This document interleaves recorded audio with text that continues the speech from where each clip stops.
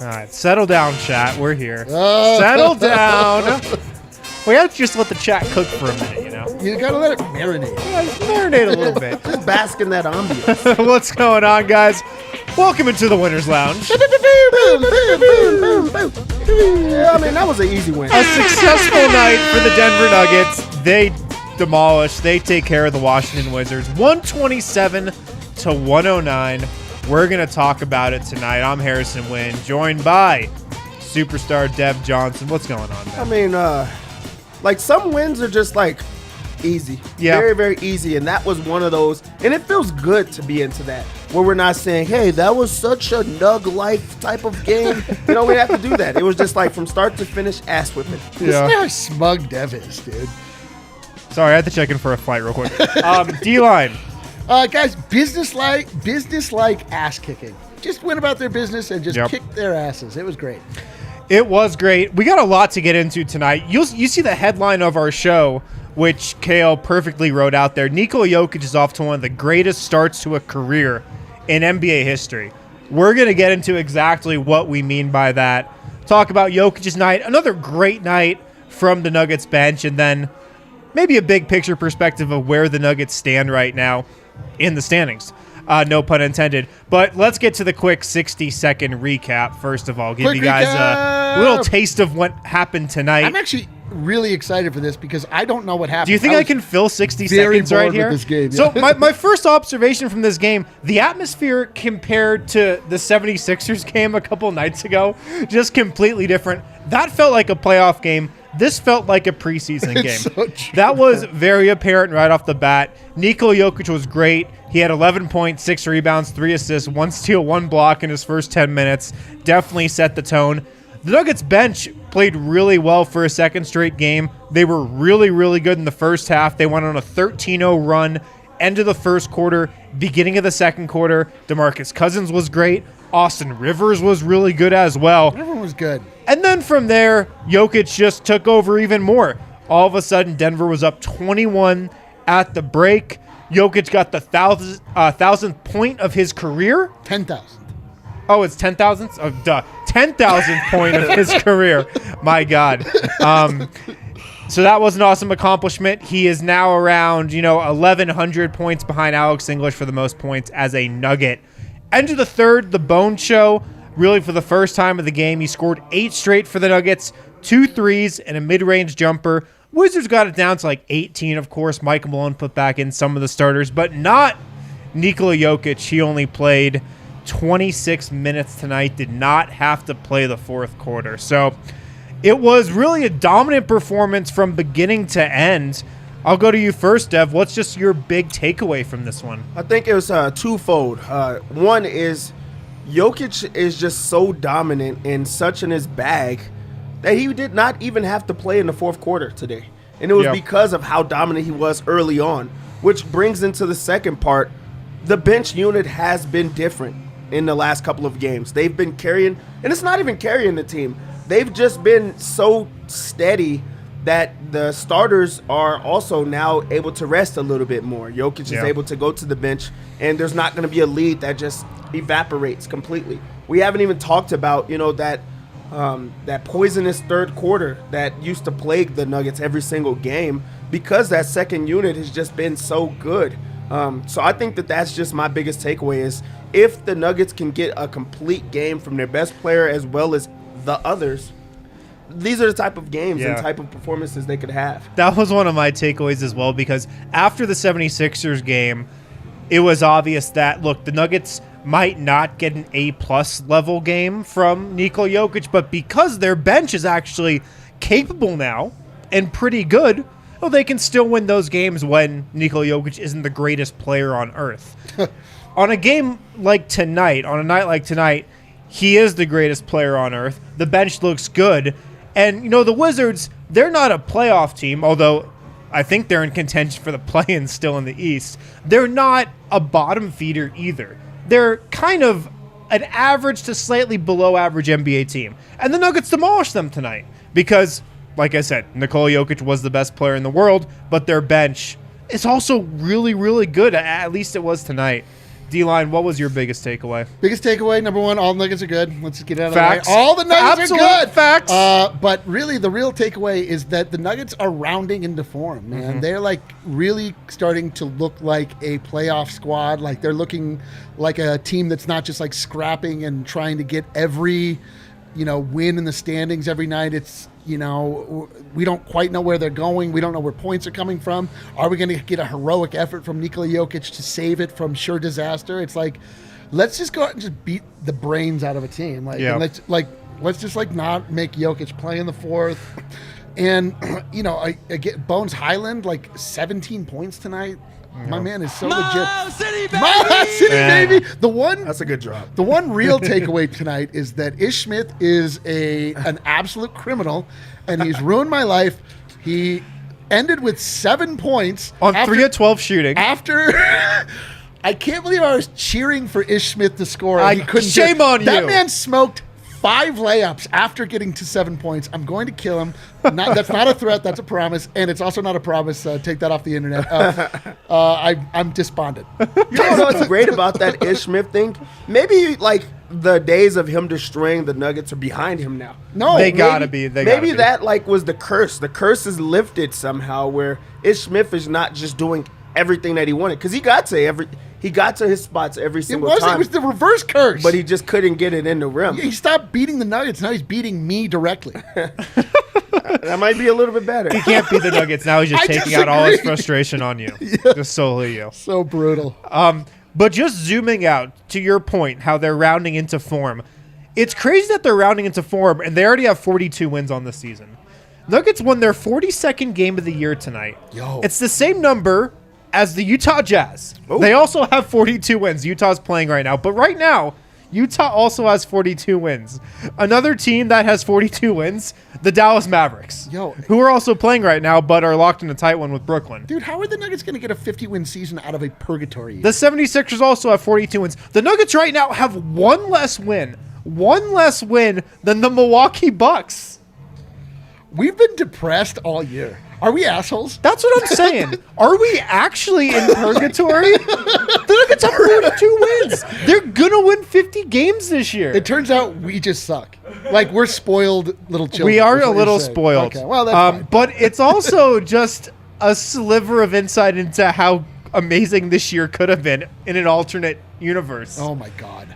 But 42 wins. It's a hell of an accomplishment, right, Dev? Yeah, I mean, it just really doesn't make sense when you look at it, because no one is saying that the Bucks are not playing well, or or Dallas. They're saying that this is a up year, and for the Nuggets to be right on par and right there, even with the Sixers, that's considered one of the best teams in the NBA, and the Nuggets are right there, and that's with missing so many important pieces and important players for the team. Yeah. I'm so There's been embarrassed so by us. many ups and downs with the team. There's been so many different lineups and matchups, and still they have figured out a way to win every single game. It's incredible, really. And we really have talked about purgatory. Shame on you. Shame. I've never even said that word before. Shame on you guys. Well, it's fine, because I said it no less than, how many shows have we had? I think times that, 10. I think you said that on opening night. Yeah, that's right. Listen, guys, the purgatory comes from we should be challenging for the number 1 seed. I mean, Right. the Nuggets are not as good as they should be, but the Nuggets are still an incredibly good team because they have Nikola Jokic. Yeah. We spent the entire first part of the season fighting about Fokker, sorry Argentina, fighting about Austin Rivers. Bones Highland needs to play more. That was the first All month of the things year. that we just have been mired in. We've not been paying attention that the Nuggets are actually, I mean, we didn't say that they weren't good, but they could be much better, but they're still really good. Yeah.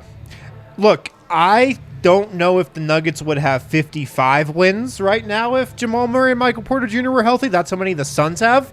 But I'm not ruling it out. Could the Nuggets be 55-14 if they had a fully healthy squad like Phoenix has had for most of the season? Maybe. I mean, I'm pretty sure they'd be at worst second in the West right now if everybody's healthy. But whatever. That doesn't matter right now. What does matter is like you said, D-Line, they're rounding into form. They just demolished the Wizards tonight.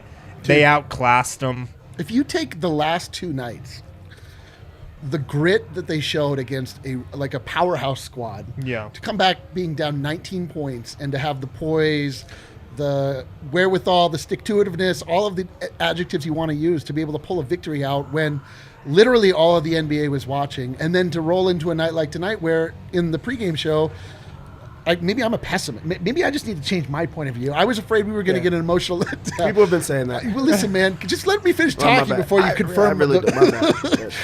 But then they've arrived. It feels like they've arrived. Like the 2 games that came before the Sixers game where they just let their foot off the gas in the last moments to let 2 games slip away. It felt like maybe, they weren't going in the right direction. But this feels like, what are we talking about, dude? Playoffs. Let's talk about the playoffs, man. I'm ready to get to the playoffs. We've got 13 games left.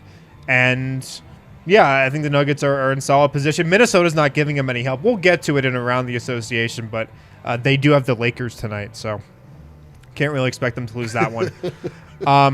Nikola Jokic's night tonight. He's our DraftKings Sportsbook king of the game as well.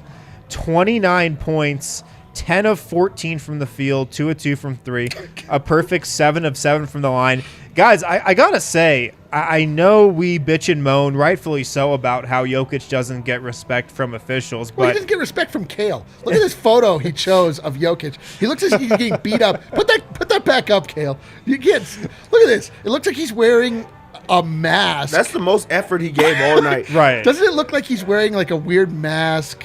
He's been in a fight. Picture that make you smile. Jokic doesn't even get respect from Kale in this league. He's been getting more respect from Kale and from the NBA officials as of late. Like, he's averaging around 9 or 10 free throw attempts per game, I believe, since that New Orleans win, the overtime win when he got to the line 12 times. He's getting to the line more. 7 of 7 from the line tonight in only 26 minutes. I think that's really good. 13 rebounds, 8 assists, 2 steals, 1 block, only 3 turnovers. I mean, Dev, this was an easy night from him. He got in the game. He made quick work of Kristaps Porzingis. Kristaps Porzingis, we could do a whole segment on him later if we want to. But this was Nikola Jokic, I feel like, kind of coasting to 29, 13, and 8. Yeah, I mean, I really think that he knew that he was going to take the the fourth quarter out. That was the fastest I've seen Jokic run a few times. Like that fast break where he got down the court. Locked in. And he was locked in. He was in Secretariat mode Think about tonight. being locked in, but also just like in cruise control at the same time. Like my mind works so much better than you guys that my body doesn't have to work. That's just how he was. Like he's scoring wherever he wants to, knocking down the 3 ball. I'm glad that the 3 ballers came back. Thank he God. had a Serbian shuffle attempt. Sombor shuffle. Sombor shuffle attempt. Like that just like he did a little bit of everything in the game while doing a bit of nothing.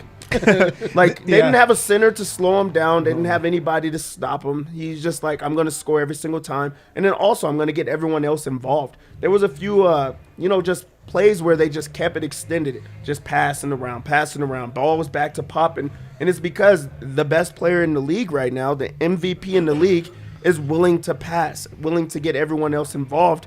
And he does that tonight while also just having a monster line. If he plays in the fourth quarter like how we seen Kyrie, how much does he finish with? Yeah. I mean, he would have like a ridiculous stat line for sure. I heard on social media today, big talking heads who normally I look to point out the unfair hand that we've been dealt as Nuggets fans, because they clearly never watch Jokic, but they talk about him like they know what they're talking about. They're like, oh, he's just, like, oh, we're going to talk about his Raptor or his PER. Shannon Sharp, these guys like all talking about Jokic the way that people who watch basketball talk about it's Jokic. So funny, man. Like they were like, oh yeah, he like leads the break all the time, and he made a bunch of passes to other people, and he got him wide open. We were like, bro, no kidding. Like this is what Jokic does. Like that man does whatever he wants, and he always makes the right decision, and it always leads to players being put in a position where they can just make the right play. And I was like having to check my pulse. Have I died? Right. Have I passed on into an alternate reality where big talking heads actually watch Nikola Jokic before they talk about it? Well, they only started talking about him Because of the Sixers because of that marquee 76ers game. And another really funny angle of that is you heard the, oh my God, like, have you seen how good of a passer Nikola Jokic is? You're like, bro, that wasn't even a good game for that him. was like a C-level passing game from him. That was not even a great passing They're game like, from him. man, Did you see that the pass on the quarterback fast break where he just led Jeff Green perfect? It's like, he does that 3 times a game. I know, they're like, the Broncos should look at Jokic for quarterback. Like, He's we the made best. that joke He's the best 500 quarterback times. in Denver. We Have you made that heard? joke 5,000 times starting 7 years ago. Yeah. I'm glad that joke is about to end.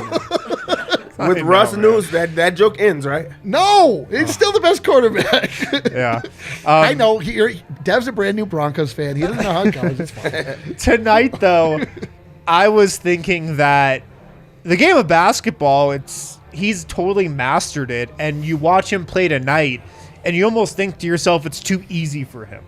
Like what he went out and did there tonight, the reads he's making, the guys he's playing against, he's bored with it or looks like it because it's almost too easy for him.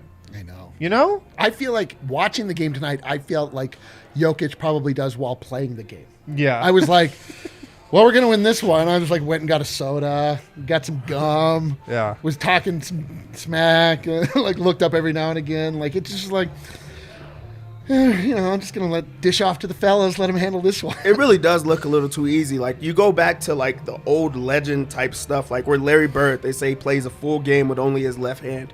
Those are the type of things we're seeing from Jokic right now. Like, maybe when his career's done, they're going to say something insane, like maybe he didn't sleep for a full week or Right. something. Or They're like, if he decided to just not ever – it's going to be something we never know. He decided to never shoot the first shot or something insane. We're going to look back, we're like, bro, watch that Wizards game. He closed his eyes the entire game. We just never noticed. It's Yeah. going to be something like insane that happens because it looks like he's mastered the game. Like with other guys, they're doing it with like maybe they're shooting only 3-pointers or maybe they're just going to get to the free throw line the entire time.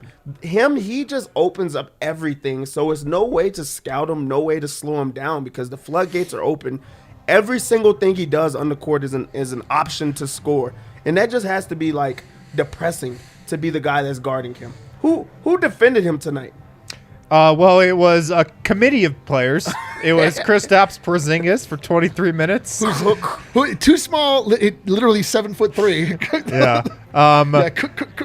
Daniel Gafford, thanks for coming. Thomas Bryant, see you next year. Black pepper, accent salt, seasoning salt. Those are all cooking ingredients. That's every single one of those names. And Jokic look, man, was like guarded by Daniel oregano. Gafford, Thomas Oregano. Bryant, it's Everything. not like these guys are scrubs. Like, these are okay centers. Yeah. And they look like high schoolers playing against Nikola Jokic. But anyway, the biggest news from Nikola Jokic's night is that he scored his 10,000th point. And it came at the free throw line. It came after a Sombor shuffle. Nikola Jokic now is the second fastest player to reach 10,000 points, 5,000 rebounds, and 3,000 assists in their career. But he did it in 4,000 fewer minutes. That's correct. He did it in 4,000 fewer minutes than Larry Bird, who per games played is the fastest. So if you go on games or minutes, either Bird or Jokic is the fastest. I'm going to go on minutes because that's more accurate. Okay. He played less time. He spent less time on the floor, yeah. But there you have the tweet there That's from wild. Adam. That's so wild. 515 games for Bird, 516 games for Jokic. So Jokic actually could have had both games and minutes. But no, this is why we titled the show, he's off to one of the greatest starts to a career in NBA history. And Dev's lighting up the chat. just line up the chat. All right, I'll host the show while you guys hang out in the chat. Oh, did you want our help? No, it's okay. Okay, cool. I tweeted out tonight that a lot of people regard Nikola Jokic as the best player in the NBA, and he's still probably massively underrated. But that's what I mean by this. A stat like this, he's the fastest player ever to that milestone. You look at the advanced stats, and he's just breaking every single analytic and advanced stat out there. That tells you something, that we've never seen a player like this. We've never seen somebody as efficient and putting up the numbers that he is. So, I mean, We were laughing. It's earlier. crazy. We were laughing earlier. Like, think about every and one mixtape you've watched. Like a guy that can like jump over a Kia Sorrento and dunk the ball, Blake Griffin, or like all these guys that are like, oh, athletic freak. Like Jokic can't jump over a pack of gum, and he's the best player by a long margin, like, or by a wide margin. Yeah. Like the things that people think about, like, oh, dude, like that Jalen Green is really good at, like. Jokic isn't good at any of that, and he's the best player that I've ever seen play in my entire life. Yeah. Let's hit a break real quick. On the other side, we got a lot more to get to. The bench played really well tonight. Monte Morris played well as well. Brendan Vogt is in the Nuggets postgame presser, so we'll talk to him. Also get to around the association. You can tell we're trying to stretch it out because we feel like the Nuggets are going to take a long time to come to the presser. Around the association. I used to do that with all of my homework in high school and middle school. Yeah, we're writing like 450 words or 3 pages. I'm like putting like double 72 in. I mean, double spaces after each sentence. Double, the space before the period too. Every time. Yeah. And they would just have all type of notes on the side. Like, Dev, what the hell is this? Guys, Sexy Pizza has been in the Denver community for 13 years. They're as local as it gets. Hand-tossed deck oven pizza with made from scratch each morning dough. A portion of every sale from their philanthropies, 5 specialty pies that they make, is donated to a range of different nonprofits right here in Colorado. They're a Colorado company. They're Denver through and through, just like us. You can pick up at any of their 4 Denver locations: Cap Hill, South Pearl, Jefferson Park, and Park Hill. They've got a new location in Trinidad, Colorado as well. Like I said, you can pick up there. You can order delivery. Go to www.sexy.pizza. They sponsor our Broncos tailgates.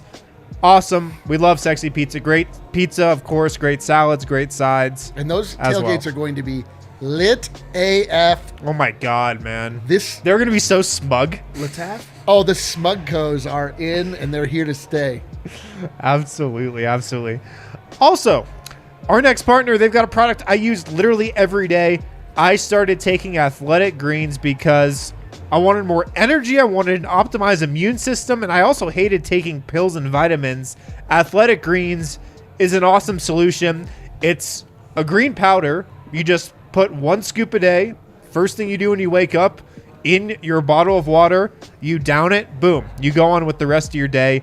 1 delicious scoop of Athletic Greens. It's made up of 75 high-quality vitamins, minerals, whole food source superfoods, probiotics, and adaptogens. It's awesome. It makes you feel better, gives you a little more energy. It's also lifestyle friendly, whether you eat keto, paleo, vegan, dairy-free, or gluten-free. Contains less than 1 gram of sugar. No GMOs, no nasty chemicals or artificial anything, while still tasting good. It's really good for you. It doesn't taste disgusting like some protein stuff and other mixes that are out there. So to make it easy, Athletic Greens is going to give you a free 1-year supply of immune-supporting vitamin D and 5 free travel packs with your first purchase. Right now, it's time to reclaim your health and arm your immune system with convenient daily nutrition, especially heading into flu and cold season. Like I said, just 1 scoop of Athletic Greens every day. That's it. No need for a million different pills and supplements to look out for your health. So go to athleticgreens.com/nuggets, athleticgreens.com/nuggets to take ownership of your health and pick up the ultimate daily nutritional insurance. So I got to say, man, when I was in Chicago, I did not have my Athletic Greens. I found myself... You didn't feel the same. Well, I mean, there was a variety of reasons for that. Mostly because I ate basically just butter. But I literally found myself craving Athletic Greens. That was like the first thing I did when I came home. Was like, wow. I'm not even kidding. Like, my nails look shiny and new. It's like, you know when they advertise pet food and they talk about your pet's coat is going to be shinier and healthier? Right. That's me with Athletic Greens. Wow. All right. Welcome back to the DNVR Nuggets podcast, the Winners Lounge. We're here after a Nuggets 127-109 win over the Washington Wizards. The other starter that stood out to me tonight before we get to the bench was Monte Morris. I think Monte's having, by now, I think, what I can call an underrated season. I think he's up to 39, maybe at 40% three-point shooting on the year. It's a career high. He went 3 of 7 from 3 today. I think he's just kind of taken a mini leap here, and it's hasn't happened in one game or like 1 week. I think it's been a season-long thing, but to me, he just looks so comfortable and confident out there. His chemistry with Jokic is at a entirely different level than it was at the beginning of the season. I mean, he looks to me like he's fully entrenched, fully comfortable as a starter. And I mean, he, to me, is playing the best ball of his career. There couldn't have been a better guard to take over that mantle of, having to be the starting guard for the Nuggets. Like, him and Jokic have undeniable chemistry. He also answers a lot of things. Like, he's a good passer that just is mistake free. Yep. He makes the smart decisions as far as either he's going to shoot the mid range, which has improved incredibly this year. Actually, his finishing overall is just something that has been different, and they've really needed and welcomed his ability to just score from everywhere on the court, knocking down the 3 ball, getting to his spots, just really comfortable and confident out there on the court the entire time, and just consistent. That's what you're going to get from him every single time. What I liked about him in this game is they decided to close with him. He's been playing, let's talk about that. He's been playing so much this year as a starter, and for them to close with him, it just shows to that they're getting ready for playoff mode. They're getting ready for him to just take over, having to close and having to play in those type of situations where maybe you have to lead the second unit, or maybe you have to be with the different guys and get them calm. And that's what I felt like they did in this game. It wasn't about just having a guy out there, but shortening the rotation. I feel like they did that. And then also just having their guy out there, and he's been doing everything that they need him to. So he did close, and I saw a bunch of people on Twitter being like, is this so Malone is getting Monte ready to run the second unit once Jamal comes back as the starter? Did you sense that at all, or did you just think that the bench kind of hit a rough spot and Malone want to get the starters back in there? I didn't think about that at all. You say that he's taken a little leap. I think Monte has taken a massive, he's taken a full leap. He has gone. Yeah, from, I meant just a leap from game 1 to now. Yeah. Sure. But I think his game, he has gone from serviceable backup, pretty good second round pick, we'll see what he can do, to this guy is a legit starting point guard in the NBA. He looks at times he looks like Jamal Murray does playing with Jokic. His mid-range shot is on point. His three-point shot has been on point. His game has improved so much this year. I'm so impressed with Monte Morris. And yeah. I think probably maybe there is a little bit of okay, cool. He generally closes because usually the starters are out there. He closed tonight because it was garbage time, and we were playing with the players that typically don't get on the court. I don't know. I mean, hard to read into it. I think maybe he just wanted to give him some minutes too. Yeah, I think it was we closed more with Bones last night. Yeah, I think it was more just because the bench unit kind of took their foot off the gas a little, and I think Washington cut the lead to under 20 with 4 minutes left, and Malone didn't really want to mess around. Jokic didn't have to come back in the game, but Barton was back in. Aaron Gordon was at the scorer's table, so I think it was just more of getting the starters back in there, but maybe a part of Malone wanted to see Monte with Bones and with the bench. I mean, if you're readying for a Jamal Murray return, you would need to see that, but I think more of it was just the bench kind of took it easy for a second. But no, I agree. Monte, he continues to have a really good year. Over his last 4 games, he's turned the ball over 3 times, and that's wild for a starting point guard. Yep. Nikola Jokic is Nuggets point guard, yada, yada, yada. Monte Morris is still a point guard in most ways, shapes, and forms. I mean, he's still handling the ball a ton. He's still running a ton of pick and rolls. He's still initiating a ton of offense. Played 31 minutes tonight, 34 minutes against the 76ers, 28 against the Raptors, 30 against the Warriors. He only turned the ball over 3 times in those 4 games. It's crazy. I mean, it's crazy how well he takes care of the ball. So, another really strong game from him tonight. And I agree, man. Look, I don't think Jamal Murray can come back and immediately be the starter, right, Dev? Yeah, Just with how well Monte is playing. No, you want him to work himself up also. You want him to go against the second unit. That's why you start him in the G League. You don't just have a guy come in and, hey, here goes the starting role. You're going to have to go and guard, Right. Chris Paul right now. Or, go slow down Ja Morant, your first game back. You're just not able to do that. So I think just, like, working himself up goes and does that. But also it gives Jamal Murray, like, the confidence, like, they're going to run it through him if he's in that second unit with, with those guys. So you get to get your conditioning up, your cardio up, but also your confidence up because they're not expecting you to do too much. If he just walks into this like the starting role, expectations are high. Yeah. That's when you let yourself down or you try to overdo it. And I don't want him to have to overdo that. Yeah, there's no way he steps back. Even if he was ready, that's not.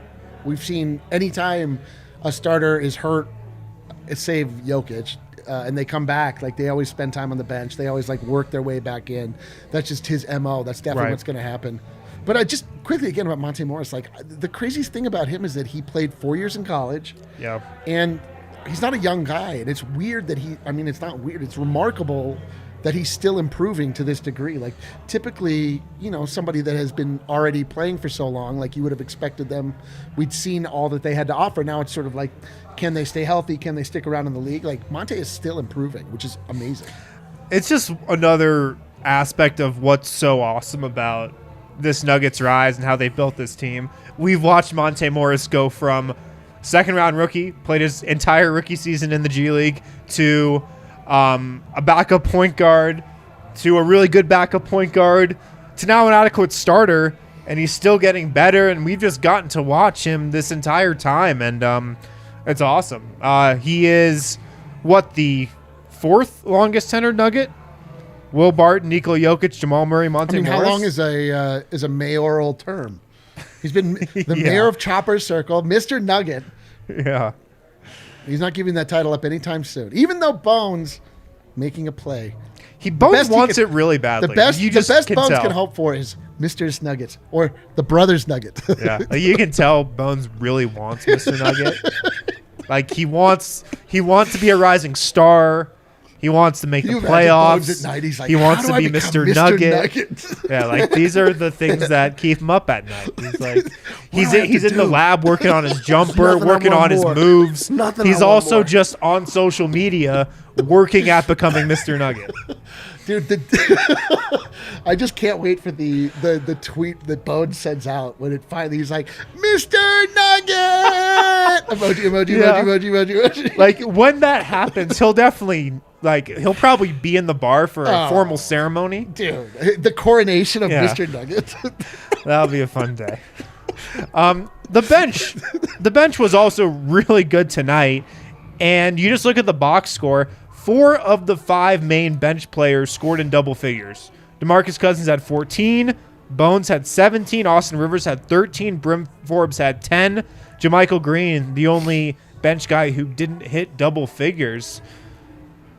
What stood out most for you, Dev, from the second unit tonight?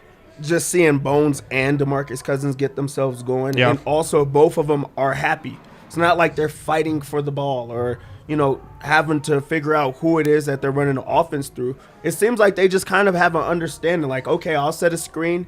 He's either going to go and score or he's going to pop it to me and I'm going to make, something happen. But DeMarcus Cousins just getting into shape, is just like it just adds a new element to the team and makes them that much more dangerous because he's such a big guy. Like every single minute that he's on the court is impactful, even when he's fouling, because now you're second guessing if you want to go after him. So like you can't go after him on the defensive end because you're gonna feel it. On offense, he's trying to knock you over as well. But also he's like one of those players that he tries to get under your skin and your head. He's like setting up for charges. He's flopping. So you're like, I don't know what I'm going to get with him. Bones, just too skilled for you. He shoots the ball. He's too fast. Dude. As a defender, I'm telling you right now, I would never want to be on an island with Bones. I would never want to be on Bones' island. Unless it was actually me hanging out on an island with Bones. I still don't know if I would want to be on Bones' island. It's just too dangerous around there. You never know what's going to happen. CJ's baby! Pina colada, baby. No, really, just having those two guys is tough. The thing that's crazy is we're gonna look back like around trade deadline when everyone like the people that are like, well, they're like, well, they didn't make any moves. This team's not. They didn't get a shooter. They didn't get a shooter. All they did was add Bryn Forbes. They didn't trade Will Barton. They're just they're making moves around the edges. That's not going to get it done.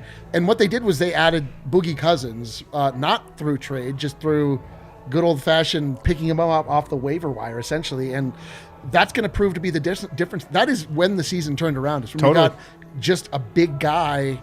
Like we were just pining for just a big body. We were like looking at Isaiah Hartenstein, like, oh, if we could only get Isaiah back, or like all these ridiculous things. Like we're like, okay, cool, Boogie's coming in. He's just a big guy, but like Boogie is still really good. Boogie is so much like I thought Boogie was cooked, man. Like me too. I really thought it was just like, all right, this is sort of a Michael Malone doing good. This is just a Michael Malone heat check. Yeah. Kind of like Isaiah Thomas was, Absolutely. Right. Yeah. Like, okay, like bringing the band back together, it's going to make him feel good. But like, my God, like it's made all the difference in the world. It really turned the season around. Same with Bryn Forbes, like having that level of shooting coming up off the bench. People were saying that, the Nuggets didn't do anything. They actually transformed their chances with those, around the edges moves. Right. Those two moves took a bench that was disastrous for the first half of the season, one of the worst in the league, and made it, I think, a rock solid above average bench. I mean, Denver and Tim Connelly turned two players who, first of all, free agents at the end of the season, probably not Nuggets after this year, and were both out for the year in Bol and PJ Dozier, and a second-round pick into Bryn Forbes, who has been exactly as advertised. Do you remember Bol? It feels like 20 years Orlando ago. just declared him out for the year. Big surprise. But Bryn Forbes has been exactly what the Nuggets expected. He's been a lights-out shooter. He's filled a role nicely. And then, with the addition of DeMarcus Cousins, it's been the perfect fit. It's really been perfect, aside from a couple technicals. Well, more than a couple technicals. A technical almost every game. That's like part of the joy. Like it's part of the experience. It really, I mean, it's going to suck when he gets too many and has to miss a playoff game. But like right now, I love it. He doesn't play enough to get it, like too many. That would be bad. Dude, I don't know. I think you need, 16 for a suspension? He's at like 6 or 7. 7, and there's 13 games left. I'm doing the math here. Well, he almost got a flagrant tonight. I don't think it would have been a technical, but it was almost a flagrant tonight. But DeMarcus was really good tonight. 14 points, 6 of 12 from the field, 5 rebounds, 3 assists, only 1 turnover. And that's the thing. If he keeps his turnovers down, and he's gotten a lot of turnovers just from illegal screens, which seems like he gets one of those a game too. But, he can use up his fouls. That's fine. But just don't turn the ball over and produce. Michael Malone, like early in Cousins' tenure, was like, if you look at his per 36 numbers, he's a monster. And I was like, okay, per 36, like yada, yada, yada. But it's kind of been true. Yeah. Like anytime he's getting close to 20 minutes, the guy's scoring usually in double figures. So he produces, and he's also scoring way more efficiently than he was in those first couple of weeks when he just didn't have the athleticism. I didn't think that he was going to ever finish a layup. I damn sure didn't think that he was going to ever dunk a basketball again. And he's now starting to do both of those things. And also, I'm okay with those, like setting a screen, a legal screen, and getting a foul on it. Because really, it's on the small guard every time. And now they're like, talk to me every single time. Yeah. Like, they're upset. They're like, it's disrupting, like, their flow on the defensive end. It's and true, also, man. now you're looking for it. Every single time, their head's on the swivel. You turn your head on the swivel with Bones, he's going to blow by you. So now you've just created just that small advantage right there. It's true. Like Boogie gets his money worth with his fouls. Like he said, like nobody sends more messages. Like he's the mailman, dude. Or he's gonna call him Nokia. He's like Verizon. Yeah, dude. Sending texts. Just sending them out there. Like, but it's it's meaningful. Like, you're right. Like, people alter how they're going to play because it's like, when you go up against Rudy Gobert, like a lot of times people stop trying to drive the paint because he's going to block it. Like, people stop trying to be cute around Boogie Cousins because he just like puts his shoulder into you and it sucks. It's because people are legit scared of Boogie Cousins. I'm scared of Boogie Cousins. I'd be. James Harden is like... You think Daniel Gafford is scared of Boogie Cousins? He absolutely was tonight. Yes. Absolutely. Let's hit another break. On the other side, we'll wrap up with this game and go around the association, get to the Super Chats. We'll hear from Brendan Vogt on what Michael Malone and some players had to say after Voting the game time. as well. Mile High City Copper Lager from Breckenridge Brewery, the official beer of DNVR. Make sure to pick some up because it is Nugget season. If you're in the Denver area, stop into the DNVR bar on the corner of Colfax and York. We got Breck Brew on tap. We've got Breck Brew Seltzers on tap, chilling in the fridge right now. Those are incredible. If you're not in Denver, if you're not in Colorado, no worries. Go to the Breckenridge Brewery website, use their beer locator, find out where to get Breck Brew closest to you, and pick up some Mile High City Copper Lager because it is Nuggets season. Let's go.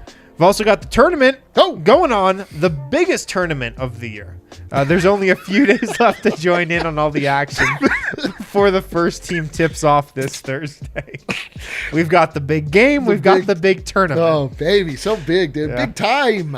Thursday, everything starts Thursday. Everything starts tomorrow. DraftKings Sportsbook is giving new customers a shot to bet just $5 on any team to win and get $200 in free bets if they do. It's that simple. If they win, you win. DraftKings Sportsbook customers can also bet on college hoops with same-game parlays, combine multiple bets from the same game. For an even bigger payout, the more legs you add, the more money you can win. So download the DraftKings Sportsbook app now. Use promo code DNVR. Bet $5 on any college hoops team to win. Get $200 in free bets if they do. If they win, you win with promo code DNVR. This week at DraftKings Sportsbook. Must be 21 or older. Colorado only. New customers only. Minimum $5 deposit. Restrictions apply. See DraftKings.com/sportsbook for details. Gambling problem? Call 1-800-522-4700. Bet on my Rams, baby. Dude, the Rams, David man. Roddy, baby. They're a lock over Michigan. Let's I'm telling go, you right dude. now. Are they a lock? Proud to be. I don't know if hope they're a so. lock. I think they're probably a lock. I don't know. Listen, I'm not schooled in college basketball. Like, it's not a sport that I've typically spent a lot of time with. I watched a lot of college basketball this season because David Roddy is alongside Bones Highland, my also new best friend. We're going to spend some time on an island together, the three of us. I'll let you know how it goes. Anyway, David Roddy is a beast, man. That guy is so interesting to watch. He's one of the more interesting basketball players that I've ever seen outside of Nikola Jokic. He's a big guy that can shoot. He shoots over 40%, close to 50% from three, and he's just a bully inside. So I've been told that the team they're going to face in Michigan is wildly overrated and actually probably shouldn't have made the tournament. So, yeah. In the NBA, we have to deal with like big market bias. Yeah. In college basketball, it's just all about just Big Ten bias, yeah. Big Ten bias. yes. Yeah, they have Juwan Howard. Yeah, I coaching. know. Who punches people in the Every single time I've actually seen Juwan Howard on TV, all bad things have happened. Really? Like, he's punching people, he's cursing out the walking media. out of the Nuggets. He's like walking out on media. I'm like, am I ever going to see him actually coaching? I need to watch a game. Tomorrow I'm going to watch the game. Yeah, he's coaching to see tomorrow how he morning. is. He's coaching. Yeah. My last note from the game is just on Bones Highland. 17 points, 6 rebounds, 5 assists, 2 turnovers. I'm telling you, man, he is a really, really good passer. He had another one of those passes tonight where he just whipped the ball into JaMychal Green, I think it was inside, from like the 3-point line or from above the free throw line. He is really developing as a point guard, I feel like. Remember the bumps he went through a month ago when he switched to backup point guard full time? And had to have the plays on his he wristband. wrote the plays on his wrist because he couldn't remember what they were called. And now this guy looks really, really comfortable, and he's developing rapidly, I feel like, as a point guard. I think he's one of those players that we need to give Michael Malone more credit for. Like, he didn't just give it to him. He made him work for it all. Like, This is another thing that happens every year. yeah, it happens. But that's the thing. we've been seeing it all. You're in it. Sorry, dude. Radiohead. I'm a creep. And how is it getting louder? It's somehow getting louder. It's called. This is how white people vibe, Dev. Yeah, that's why I can't rock with it. Listen, Bones really he's answered the calling. It looks like he's naturally playing now. He's not thinking about every single play before it happens, or if he should shoot at this time. Like it's read and react, and he looks like a real basketball player instead of trying to understand what's happening at all times. There hasn't been a time in a while that I've said it like he's in over his head or things are coming at him too fast, and I felt like I was feeling that every night. Especially on those second nights of a back-to-back and things like that. We're seeing a constant flow from him because he's not going through the whole COVID thing. He's not going through injuries. His ankle hurt, but he still came back. I'm going to stop before it turns up.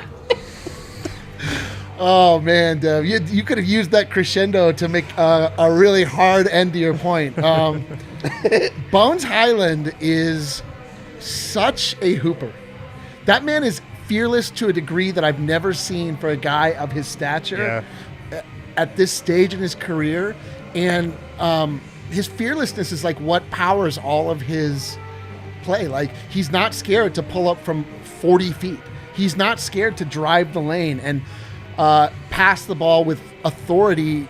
His facilitation is growing day by day. He looks like he doesn't look like he's just trying to not make the wrong play anymore. Yeah. There were so many nights where we'd come into the losers lounge and be like, Bones is a rookie. Just have to explain off his performance. It was true. Just sort of getting his feet wet and feeling like he belonged, even though, his confidence has never waned. He'll tell you that. He'll be the first person to tell you that. But he wasn't nearly as confident early in the year as he is now. You can just see it, the velocity that he's passing with and the craftiness that he's playing with. He's going to be such a good point guard. Jokes aside, this dude is literally going to be Dame Lillard. I'm not even joking. This guy has the same skill set that Dame Lillard has. He can finish in the same way that he can. He can shoot in the same way that he can. He can command the offense in the same way that he can. It's wild. And the fact that we got him at such a late pick because he hurt his knee, because of that tragic, incident that happened in his life with the fire. It's just another win for the Tim Conley era, another guy that everybody else sort of counted out because he had a disappointing, portion of his college career because injury. Malik was this way. I can't even think right now, but this is just a pattern. Oh my God, Peaches, dude, we are vibing tonight. Was the last song by Nirvana? No, the last. No, Radiohead. That was Radiohead, another white person band. Yeah. Somebody said Coldplay. No, Coldplay. That's dude. a different one. Dude, that's for soft white people. Yeah. No, you can't say soft white. Listen to what's on right. This is your song. This is our song, dude. This is our song. Yeah. Oh, Adam, dude. Remote When Adam's not here, he's still here, dude. He's haunting the chat and filling the vibes. The Nuggets are, and we are so lucky to have Bones Hyland. The person that he is, man, you just saw it after that 76ers game. Did you see him kind of break down the post-game presser? Vogt talked about it when he came on afterward. He's so genuine. He's so genuine. He's so real. He's such a real person, which is honestly so rare in the NBA these days. But he's genuine. He's compassionate. He's real. He's fearless. He's hungry. We're so lucky we have him, and we get to watch him and cover him every day. It's been really fun to watch him this season. And going back to talking about him as a point guard, I think one of the underrated things about Jamal Murray's rise is him learning the point guard position and becoming just an incredible pick-and-roll point guard. Two-man game. Because he didn't play point guard at Kentucky, and he's kind of had to learn that position. Bones Hyland wasn't a full-time point guard in college either, but he is light years ahead of where Jamal Murray was as a point guard as a rookie. So I'm really excited to watch Bones and just kind of his development because it seems like it's happening pretty rapidly. Somebody said that he's like secretly like coming up on Murray's rookie year 3-point. Is that true?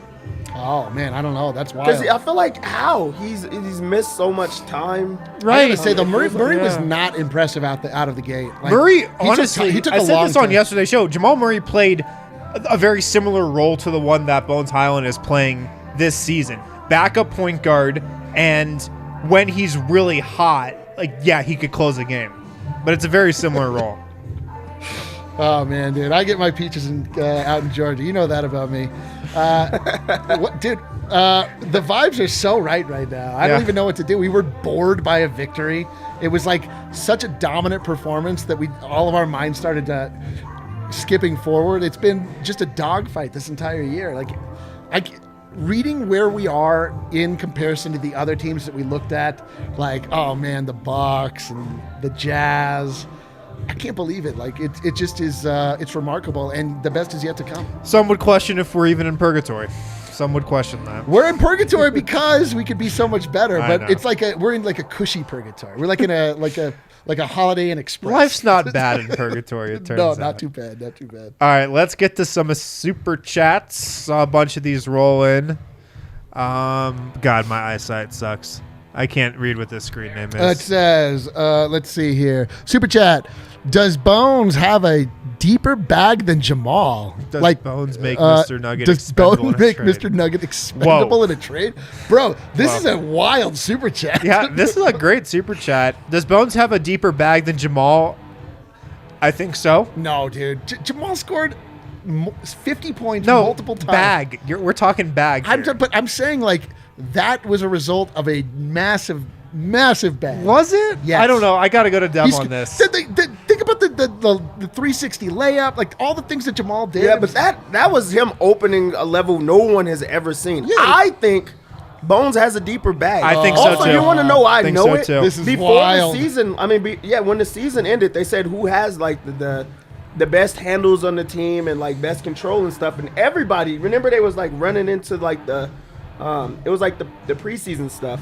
Workouts, and they're like, everybody's like Bones. Like maybe one person said Jamal, but it's Bones. He's a man with plenty of bags. Speaking of bags, under my sink at home, I have about 1,000 bags. I don't Yeah. know why I'm hoarding. I have a ton too. Why do we have so many bags? I don't know. You're bagless. You're It's Giannis. just where you put You them. have no bags. You either throw them out or you put them under your sink. yeah, First I'm off- starting to be more organized. I'm putting the First bags off, in what the a bags. wild accusation. I have plenty of bags, bro. But do you have one under your sink that Yes. has more bags inside of those bags? Yes. I bet you, Kel, you have never heard of this, have you? I have.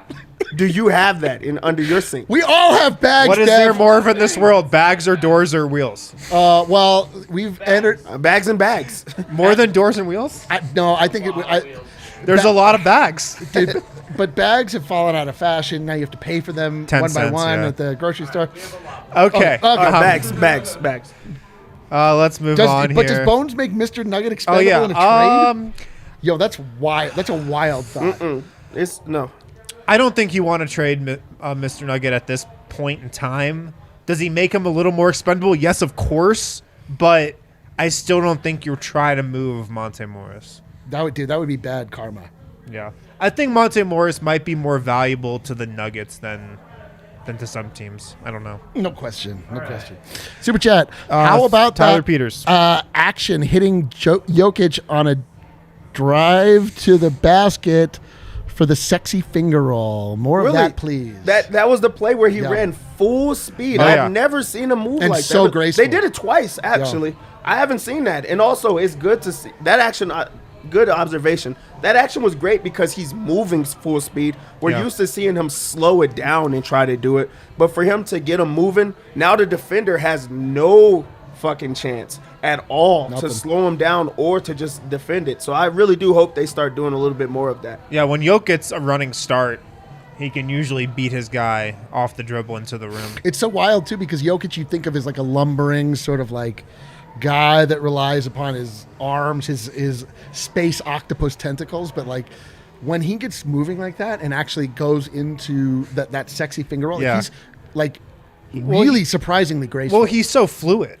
his hips and his just body is so fluid. remarkable. And you even look at him next to a guy like Thomas Bryant, who's like 35-inch vertical, chiseled it from the weight room, just a perfect specimen for an NBA player. And you're like, Jokic more athletic than this guy. So wild, He's yeah. just less athletic with his just Jumping. vertical. It's literally That's just his literally jumping. it. Yeah. All right. More super chats here. Yeah, more super chats. Let's see. This one says, Smuggets lives on. Let's go, Smuggets Gene, lives on. dude. Gene. Shout out Gene. Even though you're cursing us, I still appreciate that chat. Let's see. Justin says, if I have time, I will watch the passing sequence with 5:35 left in the third quarter on loop for a couple hours tomorrow. I think that's the You gotta- possession that was the peak Spurs-esque possession. Yeah, Justin, you got to make time for that, my guy. Yeah. Yeah, in the middle of March Madness. Yeah, dude. Like, just turn it off and get that loop rocking. Yeah. That was a beautiful possession. All right, what do we man. got here? That was a possession where Jokic passed up like 3 good shots for just a shot at the rim. Oh, our main man, J-Rock, Jeremy. Super chat. Bones has a very deep bag. Very deep. Cue multiple parades. Wow. Multiple parades. Holy smokes, Yeah. the bag parade. Yeah, super bag. Like deep bags too. It's like IKEA. Like, what? It's just a parade of bags going by, one deeper than the next. How deep will it go? Yeah, they do. I see that. Mark says, Malone's decision to play Facu over Bones for the first half of the season seems like the underrated move of this team's story. He's had to earn every minute during doing the little things, and he's truly taken that role by design. This is so true. And honestly, this happens every season with a Nuggets prospect going back to Nikola Jokic, who came off the bench, then won the starting spot. And yeah, that probably didn't happen quite soon enough, but Jamal Murray had to earn his spot. Michael Porter Jr. had to earn his spot. Now Bones Highland has earned his spot. And yes, you've got to give credit to Michael Malone. You got to. This is what he excels in the most. This is what Michael Malone does better than anybody. He doesn't care about any of your comments on Twitter. He doesn't care about any of our crying on this show for put this guy in, give this guy the minutes. Like, you got to earn it, man. And like, not just for the development of that player, but for the respect of the locker room. Like, no one likes guys that are given things. No, that's true. And especially like some guy comes in, he's a rookie. Like, okay, cool. Okay, rookie. Like, carry the bags. I don't care how deep it is. Like, Yeah. So then just like think about it. Jokic worked for it. He's Yep. still here. Yep. Playing really well. Yep. Michael Porter Jr. worked for it. He's still here. Yep. Part of the future. Jamal Murray worked for it. Still here. Part of the future. Emmanuel Mudiay. Did not work Rest for my it. case. Let's Did go. not work for it. Let's You know go. who else who Hey. did not work for it? Bol. Well, Bol never kind of got his. Yeah. But that's the point is like Yeah. he didn't put his head down and work. Like, these other guys just sort of like, and credit to all of the guys you just mentioned too. Like, they weren't crying about it. They sort of like understand the natural order of things when it comes to the pecking order in an NBA locker room. Yeah. I think the only guy that got that immediately was Gary Harris. But you can but look that was at a different era. There was like, it was a different era. Gary had already been in the year for a league, but you can also look at Gary and be like, okay, that guy can handle it. Yep. You know, he's the type of personality that I'm fine with handing him that. THTR_201 says Bones is certified bucket getter. I mean, that's a quality of any real hooper, just a bucket getter. He got the stamp of approval though. Yeah, Yo, how are you going to be a hooper if you're not a certified bucket getter? Those two a things. CBG. I don't know. There's Andre Roberson's out there. He's not a hooper. Dan says everybody loves Bones in DC because he's almost from there. Yeah. I feel Well, like he went to college at VCU, so I feel like now he's almost from here too. You know what I Yeah. mean? Wilmington is not that far away. You It's know what I very, mean? very far away. It is. Yeah. I'll look at a map after this show. Darnell says, coming from Baltimore to watch the game live in DC for a complete beatdown tonight. Poor Wizards fans have a team with no identity. Nuggets are a family. Let's go. Nice. That's exactly And what that's it Darrell. is. it's a great Darrell. super quote. Darrell. What did I say? Darnell. Yeah. Oh, sorry, Wrong Darrell. black Yo, listen, man. I'm in my 40s, man, and somehow I have better eyesight than Harrison, but not perfect eyesight. Yeah, mine's going by the day. But no, I mean, that's a great comment. The Wizards are a team that's just kind of lost right now, and they're trying to build their team around Kristaps Porzingis and Bradley Beal. And that sucks for them. Sucks for their fans. All right, should we do it? Oh, ATA. Let's go around the association, guys. Let's start with some games that are very pertinent to the Nuggets. Dallas just beat the Nets, and I'm hearing that they won on another Spencer Dinwiddie game winner. That's a big time shot because that's the team that got rid of him. Oh, that's true. That's his old team that he Yeah. closes out in that type of way. Like that's storybook. I love that. Yeah, that is dope. But he was in Brooklyn, right? So Kyrie didn't play. Yes, correct. Kyrie scored 60, then did not play. Yeah, Luka has 37, 9 and 9. Man, he's good. I That guy's can't good. wait for somebody to argue Luka over Jokic for MVP. That man is already happening. It's Nick Wright. He has him at the top of his MVP we leader. we don't talk about and him Embiid is on third this or show. fourth or something. Yeah, no, that's a Beast. so Third or stupid. fourth. So stupid. Also very important to the Nuggets tonight. Where is that game? Here it is. Minnesota beat the Lakers 124-104. They outscored the Lakers 31-17 in the first quarter. Towns at 30, Anthony Edwards with 27. Just a nice win for Minnesota, who just keeps Will winning. not They don't lose, lose. dude. They don't lose, man. They might never lose again. I think they got Milwaukee next game, so that's gonna be tough. LeBron had the lowest plus minus on the team, minus 19. He's the reason they lost. Right here. Dude, LeBron is going out so sad. I mean, yeah, he's going to have to. Now that he only scored 19 in that game, he's going to have to go for 50 this next game. You might want to rest up. So sad. The 76ers, they beat the Cleveland Cavaliers, who the Nuggets are playing on Friday in Cleveland, final stop of their 3-game road trip. Joel Embiid, 35, 17, and 5. Yikes. Huge-ass game. Tyrese Maxey, 25 points. James Harden, 21 and 11. It's a good win for Philly. Yeah, if you want to go after some prop bets, just follow your Embiid for the rest of the year. Like, he really desperately wants that MVP. Absolutely. So he's really just going to go off against these type of teams, especially. They're going to Cleveland's feed pretty him good, every though, man. single time, and he's just going to be dominant. So just you might as well get paid with him. Yeah, Cleveland is pretty good. But They're missing their bigs, though. Like, I mean, they have one big, right? right, Jared Is Allen Mobley's- didn't play tonight. He's hurt. I don't know if he's playing Friday. But they still have Garland. They still have Mobley. They still have Lauri Markkanen. But, I mean, Joel Embiid was just too much for them. Oh, Is it it's voting that time? time. All right, we got Brendan Vogt here as well. Oh, Oh, well, we okay. put the graphic We up. almost had voting Yeah. time. While we're doing that, yeah, we could bounce around to Atlanta Hawks. Yeah, take us played around. against Charlotte. In this game, it was Charlotte that won. LaMelo Ball had 22 points and 11 assists, plus 24 in the game. He literally won the game for them. Everyone else pretty much was in the negative. Plus 24 for him, and Kelly Oubre had plus 12 as well. Talking about Faku? No, Okay. not this time. Question, first and foremost. Sorry, Dev. Are you listening to something right now, Brendan Vogt? He can't even hear you. I just walked off, man. Give Are me a you- break. okay. Give me a break. I would have forgotten them again, though. Yeah, I so know you would have. thank Yeah. You actually did just give me a I break. know, yeah. Thanks for looking out. All right, we got Brendan Vogt here straight from the Nuggets post-game pressers. What kind of mood was Michael Malone in after this one? Good mood, fellas. Good mood. And I'll tell you why. Oh, we got a lot going on over here. Oh, Is it? we got Should I? a I'll just hold little, it. It's all right. equipment Sorry, it's my first time. malfunction. being on Okay, the we're air. good. We're good to go. Michael Malone loved the assist happy approach tonight. I pointed out that the Nuggets are second in assist percentage as a team. I believe they're fourth, fellas, in assists per game. But he said that's Denver Nugget basketball. They had a lot of assists, few turnovers, and good three-point defense. There were some numbers that didn't look in their favor. I think points in the paint and transition numbers he brought up. But at the end of the day, if you have those three components I just mentioned, that's a recipe for a win. So he called that Denver Nuggets basketball. That was also his descriptor of that great possession that ended in the Aaron Gordon Right. dunk where everyone touched the ball. I think the reporter said he meant to say there were 9 passes, but he said 9 guys passed the ball.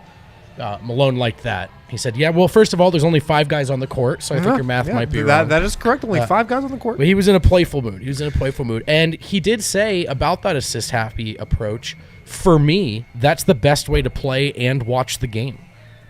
So not quite the right way, but I guess you could say that if you wanted to. Yeah.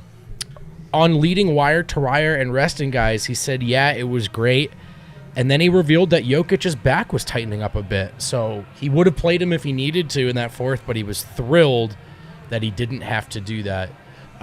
He did not have to play him in the fourth if his back wasn't tightening up, you know? Yeah, I mean, I think what he was really trying to say was he's just thrilled that he never had to because the bench took care of business. Yeah. And then he was asked. But his back tightening up is notable. It is notable, and we did talk to Jokic as well tonight, so we'll get there. Didn't have as much to say about his own back injury. And Malone, lastly, guys, was asked about, there were a lot of Nuggets fans in that arena tonight, which you could tell from the broadcast, a lot of Nuggets and Jokic jerseys in particular. Mm-hmm. And Malone, on the growing cultural footprint, said, I think the last 3 years, what we've been able to accomplish and how we play, it's not just the winning, but how we play, that attracts fans. And then he quickly shifted it to being about Jokic, right? And he said it reminds him of LeBron back in the day, the way he goes on the road and you see Jokic jerseys and people are there to see him play. Mm-hmm. And so obviously, fellas, it, quote, speaks to Jokic's greatness. Yeah, absolutely. I mean, we've been seeing that more and more. Jokic fans. I mean, Jokic is a featured attraction for visiting fans. Like, I know as a real basketball fan, like if Jokic was coming to my city, you're going to want to watch him play. He's at the top of the list of guys you definitely go and MVP, buy a ticket for. It's it was so beautiful to watch our little baby boy, our fledgling god, like just become what he was, and we were the only ones watching in the dark. Nobody else was paying attention, and like. Not on cable.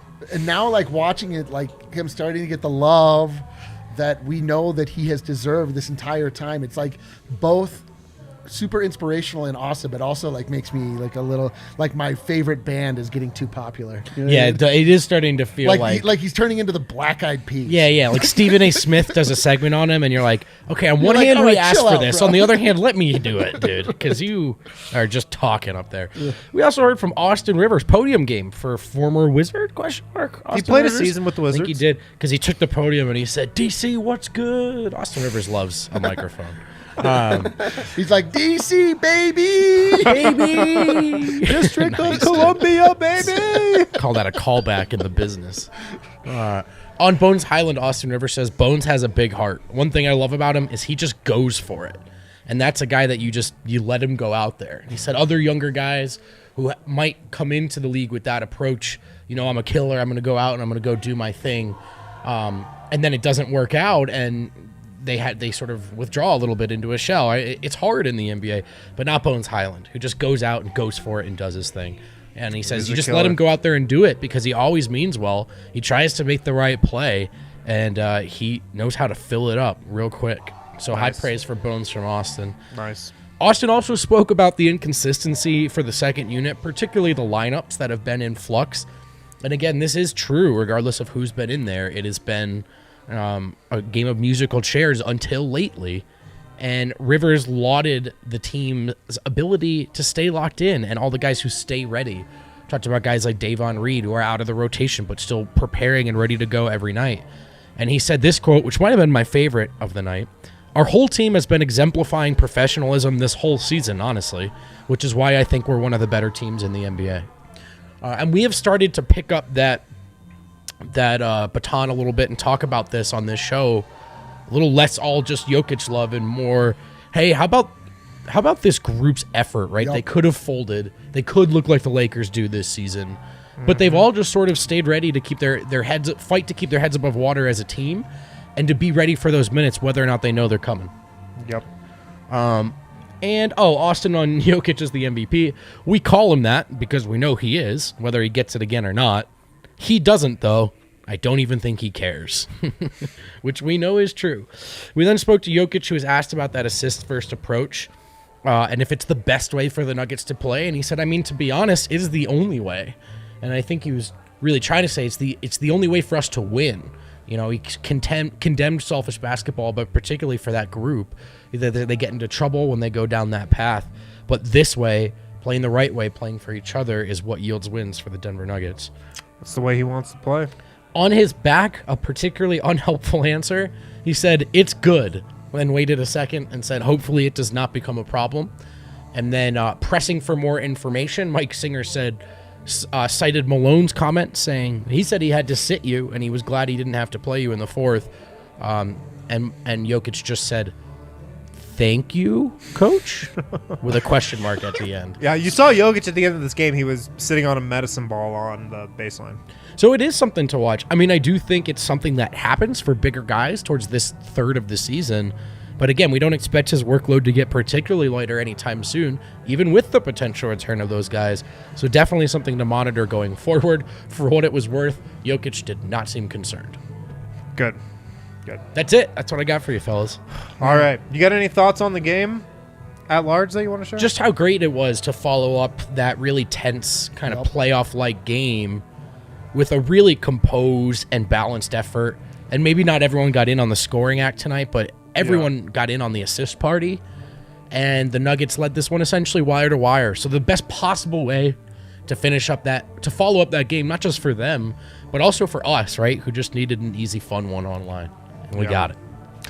All right. Well, we've gone long, and I think that's all the time we have for tonight. A dominant performance for the Denver Nuggets, 127-109 over the Washington Wizards. One more game on this road trip, Friday in Cleveland. See if the Nuggets can go a perfect 3-0, baby. Oh, baby. And I got to say, the bench unit of this podcast really pulled it together. Adam's out. We did our thing. It's a complete team effort. Someone's got to be your Bryn Forbes off the bench. It's a complete team effort at this company. We got to step up. Next man up mentality for everyone. All right, thanks for tuning in. Throw a thumbs up if you haven't. If you're enjoying the show, also subscribe to DNVR. You'll get notified whenever we go live. We got a show tomorrow. Apparently at with 1:30. George Carl. No, 2 shows tomorrow. 1:30 us, George Carl at 2:30. Okay. Oh, we got the Nuggets legend Darrell Arthur joining the show tomorrow. Yes, Darrell Arthur on the show tomorrow, 1:30, and then George Carl at 2:30. What a lineup. It's going to be a hell of a show. What do you mean? Is that show going to be happening here at the bar? It's going to be wild at the bar tomorrow. Come down to the bar. Got the tournament tomorrow as well. Darrell Arthur, can't wait to talk with him. Isn't it St. Patrick's Day also? Love St. you too, Patrick's Day Bo. already It's happened. everything. It is everything. Is it St. Patrick's Day tomorrow? It was. I think it's tomorrow. Yeah. Good thing I wore all my green tonight. You're right. What? You're right. This is just like a coronation. I can't believe I said we did a great job and then I pulled that. Talk to you guys later. Bye.